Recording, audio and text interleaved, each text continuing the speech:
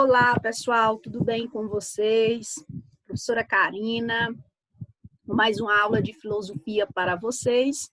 E a nossa aula de hoje é sobre o filósofo Platão, tá?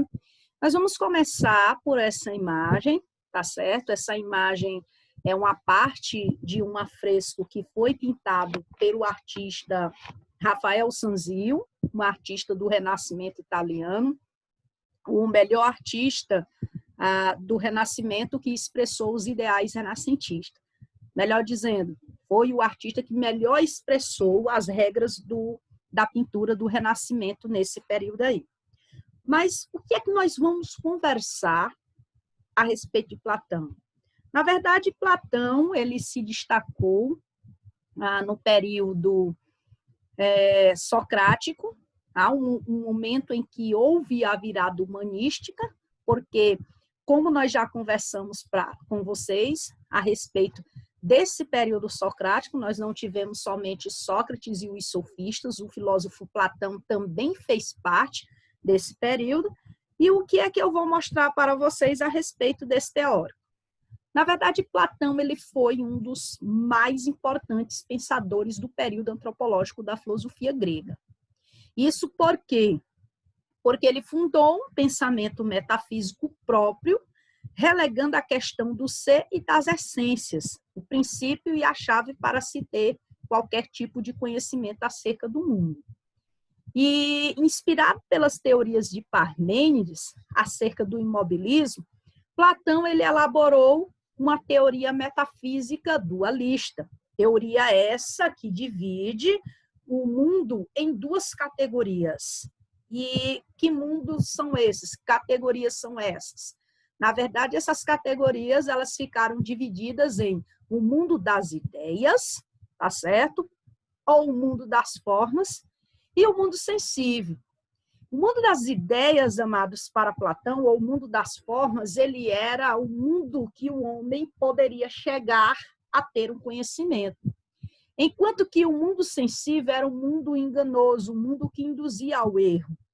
Então, o primeiro mundo, tá, que nós vamos mostrar para vocês, ele deve ser escrito com letra maiúscula, ele seria a realidade intelectual, verdadeira e acessada apenas por meio da capacidade racional do ser humano. Nesse mundo, amados, estão quem? As ideias, tá certo, pessoal? Estariam as essências das coisas, os conceitos, as ideias fixas e imutáveis, que descrevem essencialmente cada ser ou objeto existente. Portanto, o mundo das ideias para Platão era um mundo pelo qual o homem adquiria o conhecimento, poderia adquirir conhecimento verdadeiro sobre as coisas, a partir dessa categoria. Já o mundo sensível, ele seria a realidade com a qual nos defrontamos em nosso cotidiano básico e acessada por meio da nossa experiência sensível. Para Platão, essa realidade aqui ela é ilusória, ela é enganosa e inferior, ela leva o ser humano ao erro, causado pelas aparências das coisas, do mundo, que não corresponde às essências. Então, nesse mundo aqui, ele é um mundo passageiro, ele é um mundo que nós não temos condições de adquirir um ensino verdadeiro na visão de Platão. E aí, aos 30 anos de idade, Platão conheceu Sócrates, que foi um pensador, né, que se destacou no período socrático, foi o seu mestre, iniciador da filosofia, mentor, intelectual e amigo. Portanto, os primeiros diálogos de Platão, inclusive, se referem ao filósofo Sócrates, o seu mestre, tá certo? A maioria dos escritos, gente, deixados por Platão, eles foram chamados de diálogos socráticos, que são narrativas em que Sócrates é a personagem principal e porta-voz das ideias de Platão.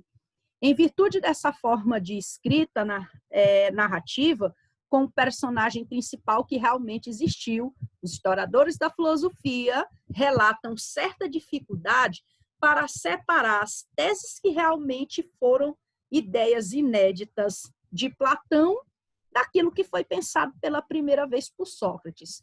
Isso por quê? Porque acredita-se que o Platão foi, inclusive, interlocutor dos diálogos realizados por Sócrates.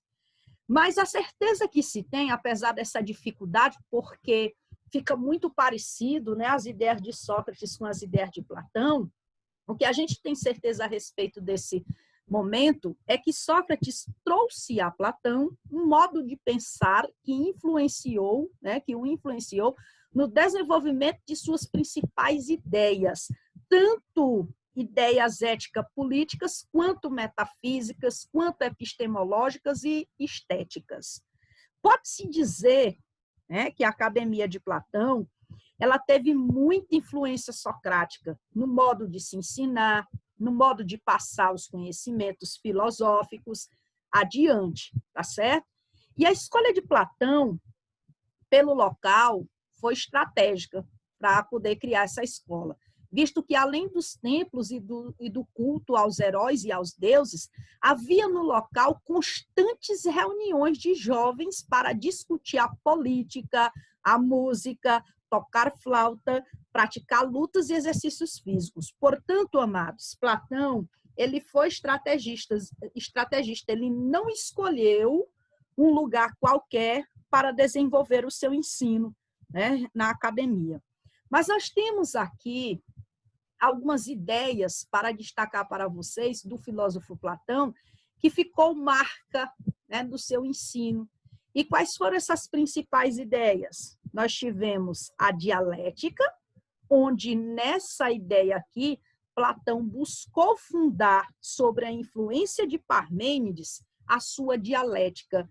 E aqui nós podemos ver também, nessa temática, como Platão usou uma técnica oral de diálogo filosófico, e essa dialética ela consistiria na obtenção de uma nova ideia, uma síntese a partir de duas ideias opostas apresentadas anteriormente, que no caso seria a tese e a antíntese.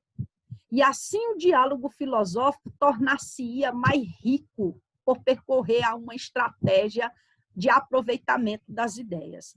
Então, a função da dialética platônica era exatamente fazer com que os indivíduos obtessem uma nova ideia daquilo que estava sendo estudado. Portanto, se tornou um diálogo filosófico mais rico. A outra temática, gente, trabalhada por Platão foi o idealismo. E o que foi que ficou marcado como esse idealismo?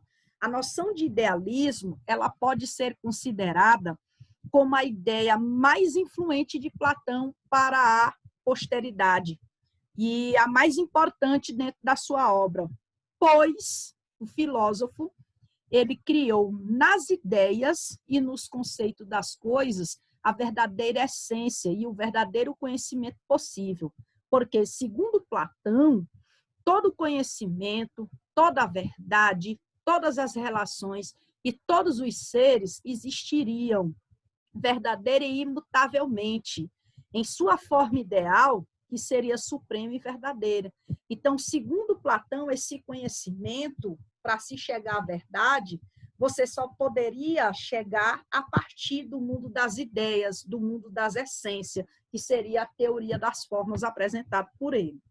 Então, aquilo que conhecemos por meio dos nossos sentidos corpóreos seriam apenas ilusões essas causadas por nossos órgãos. Portanto, seriam apenas um conhecimento inferior e enganoso, porque essas ilusões causadas pelos nossos órgãos, elas seriam esse conhecimento, nos trariam esse conhecimento, de certa forma, enganoso. Tá certo, pessoal?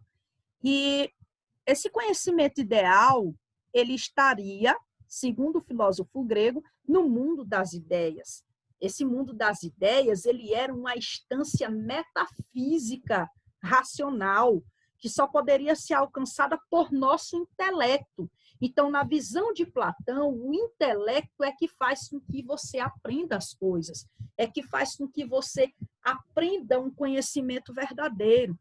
Aqui, nesse momento, o idealismo circunda tanto aspectos metafísicos da obra de Platão, como os aspectos epistemológicos, tá certo?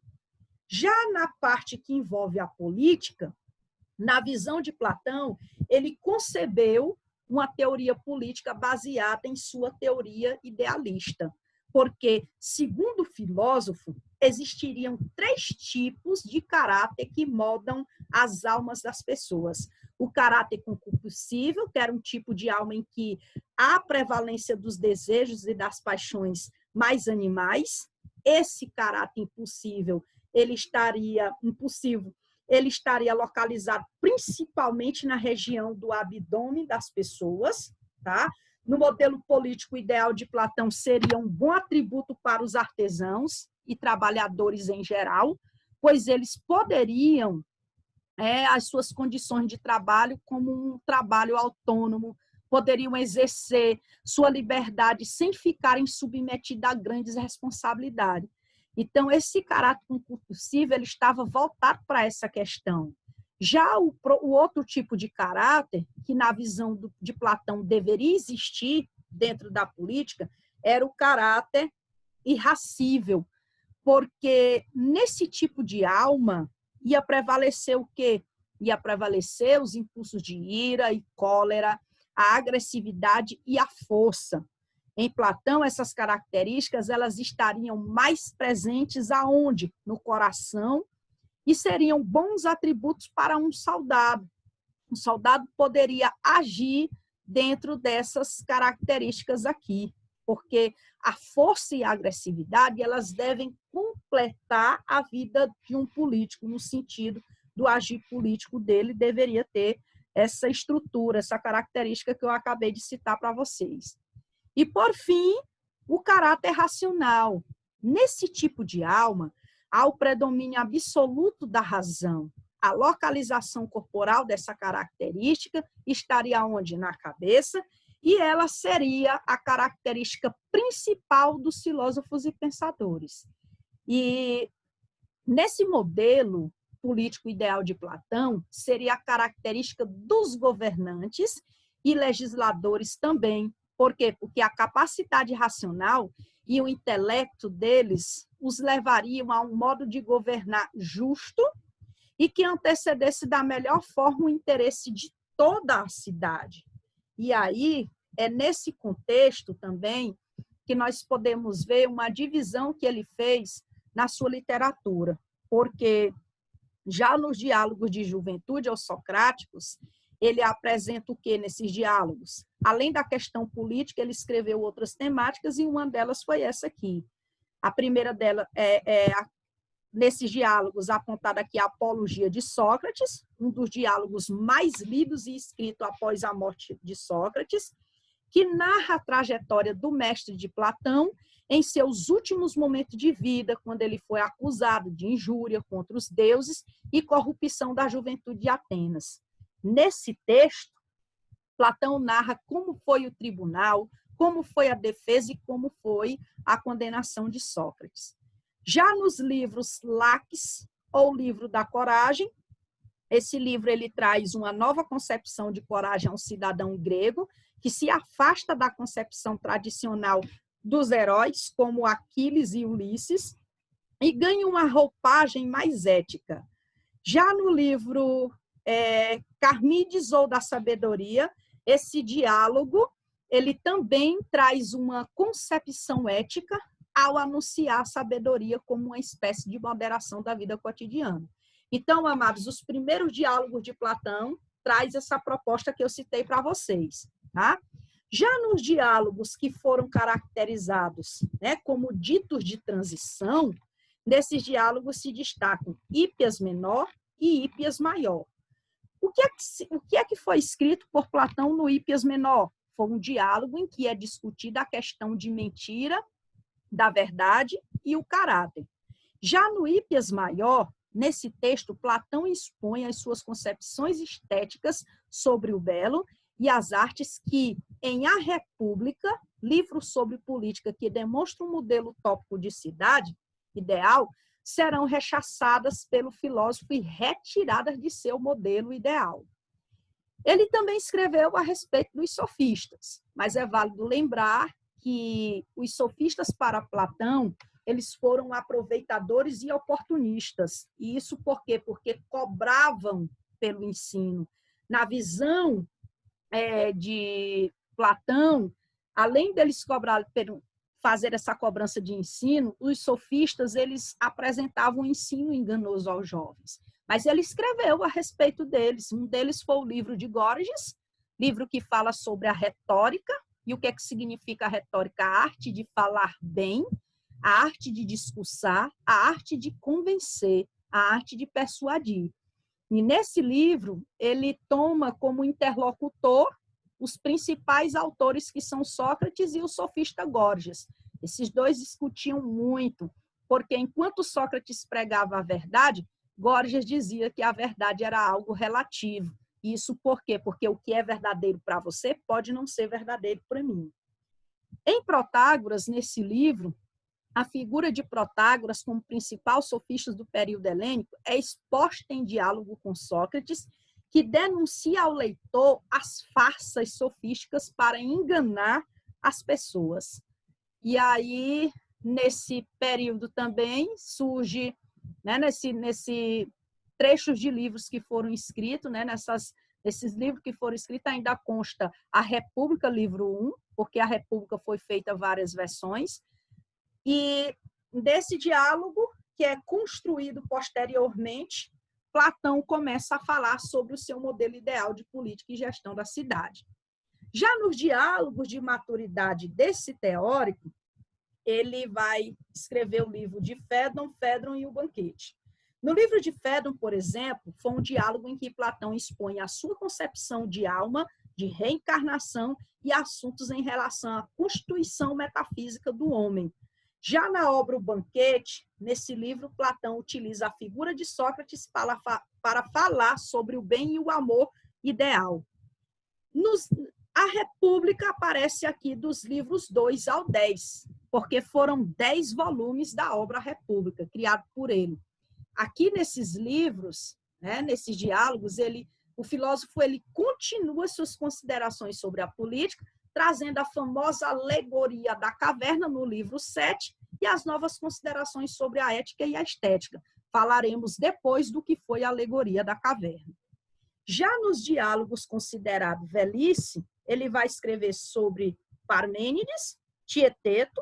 No livro de Parmênides é um diálogo sobre a epistemologia, no qual o filósofo fala sobre o conhecimento das formas e das essências, enquanto no livro de Tieteto ele vai fazer um diálogo sobre as ciências e o conhecimento científico, tá certo? Livro Sofista, texto em que Platão expõe de vez a sua condenação à arte sofística, né, onde ele faz, de fato, uma crítica pesada. No livro Timeu, texto em que Platão fala sobre a natureza e a sua constituição. E, por fim, a República é um escrito de Platão que foi provavelmente produzido por volta de 380 anos antes de Cristo, com um tamanho considerável. A obra foi dividida em 10 livros, todos escritos na forma de diálogo, no qual o filósofo Sócrates, mestre intelectual de Platão, ocupa o lugar de personagem principal. Portanto, amados, essa é uma visão geral daquilo que Platão fez, daquilo que Platão escreveu, de como que ele escolheu cada temática para escrever nesses seus livros. Nós ainda teremos outras aulas sobre Platão, porque nós precisamos falar, inclusive, do que foi o mito da caverna ou a alegoria da caverna. Portanto, a nossa aula hoje encerra por aqui. Na próxima semana, falaremos, né, a respeito do mito da caverna. Um abraço em todos.